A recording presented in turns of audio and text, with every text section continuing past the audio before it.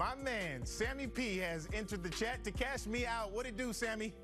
Jamai, good to see you, buddy. It's been a long week. Oh, yeah. Well, let's get to a piece of the action and give the people what they want because we're better together. Celtics got a 40-piece from Jason Tatum. As we mentioned, Green Team at the Heat Wednesday night in the rematch of the Eastern Conference Final.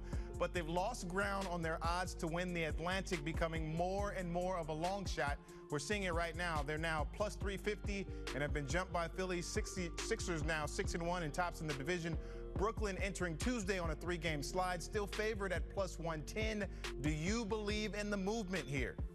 I certainly do, and this is a lot of hype on that Brooklyn train, and we understand because we've seen what they can do with all the weapons they have on the floor. But I actually like Boston to win the conference more than I like them to win the division. Now, you'll go, wait a minute, what is he talking about? If you look at the odds to win the Eastern Conference, Boston has been left by not only Philly, but also Miami right now. And of course, there's a test tomorrow against the Heat. But if you like the Boston Celtics, there is no reason to wait. When you have 850 staring you right in the face, 100 makes you 850 right now.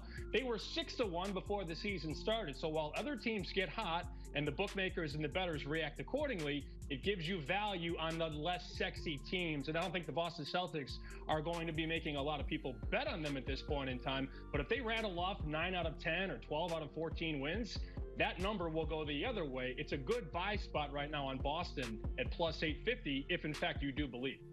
Well, let's talk about that bigger picture. You mentioned it, Celtics plus 850 to be the 2021 Eastern Conference champs. The Bucks still the betting favorite at plus 210 for people interested in waging on Boston. And I already kind of have an idea of how you feel about this, but how attractive do you believe this bet can be for those folks?